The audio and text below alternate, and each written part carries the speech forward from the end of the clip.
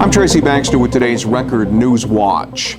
Stephen Hamilton's attorney said his client was addicted to drugs when he fatally stabbed Newburgh resident Daquan Nugent during an attempted drug robbery along 3rd Street in Newburgh back in May. And today Hamilton was sentenced in Orange County Court to 18 years to life in prison for the second-degree murder conviction. The 32-year-old Blooming Grove man had admitted to killing Nugent in order to rob him of crack cocaine. Attorney Bruce Townsend said his client felt deep remorse for his actions, but Judge Nicholas DeRosa imposed the agreed-upon 18 years to life sentence, saying addiction is no excuse for robbing and killing. Republicans in Congress are in their crosshairs.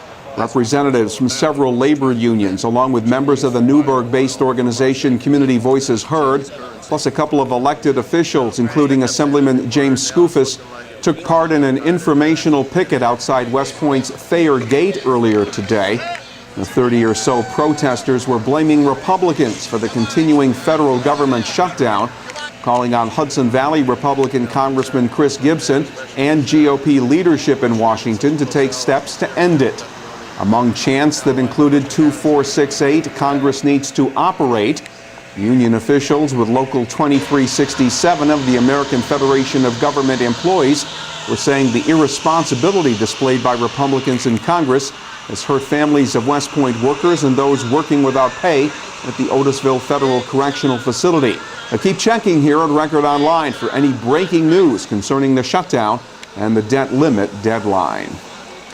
Police in Saugerties are investigating what turned out to be a fatal car-bicycle collision last night on Route 32. Police say a 19-year-old was struck and killed by the vehicle while he was pedaling on Route 32 near the intersection with Old Kings Highway at around 7:30 last night. Police say the bicyclist, who was not initially identified pending notification of family, died of his injuries shortly after the accident. Saugerties Police Chief Joseph Sinagra says the crash is not a hit-and-run case, and there was also no immediate information provided regarding the status or identity of the person driving the car. Anyone who witnessed the fatal collision is asked to call Saugerties Police Detectives. The number is 845-246-9800. 2 Ulster County men have been arrested for breaking into a residence in the town of Olive, stealing property, then setting fires that badly damaged the house and a detached garage. 20-year-old Justin Elmendorf and 18-year-old Michael Sanacola, both of Olive Bridge, face felony charges of burglary, arson, and criminal possession of a weapon.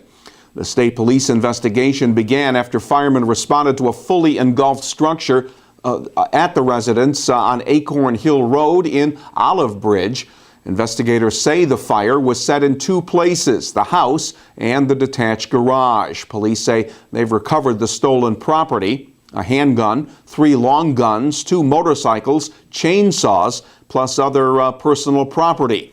The buildings were unoccupied at the time of the fire, and no injuries were reported. Should a busy Middletown intersection that figures to get a lot busier be transformed into a traffic circle? A public meeting is being held tonight at City Hall to get input on the plan to create a roundabout at the intersection of County Route 78 and James P. Kelly Way in Middletown.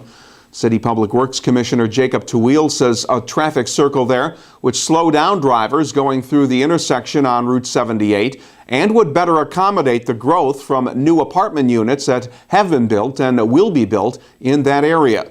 If the city moves forward, construction would start next year and take several months to complete. Teweel said a traffic circle would cost about $800,000, 80% of that covered by federal grants and the rest to be paid for by the state. And you may have seen them, the 2 men standing outside the entrance to the Crystal Run Galleria on Route 211. They hold a sign that says "Shame on Pyramid Companies" and "Labor Dispute." Pyramid owns the Galleria, and construction projects are going on there, some with union workers, some not.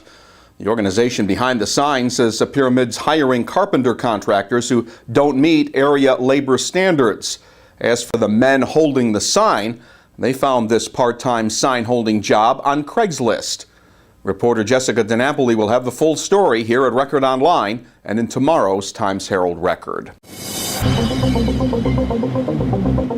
Say goodbye to the nice sunny weather, at least for a while. We'll wake up to clouds and maybe a little light rain Wednesday, but it'll stay on the mild side, with temperatures getting up around 70 degrees Wednesday. More clouds and the threat of showers again on Thursday, with the highs reaching the upper 60s. Get your day off to a good start with the news, information, and features you will find in the Times-Herald-Record. And breaking news is just a click away right here at Record Online. For Record Newswatch, I'm Tracy Baxter.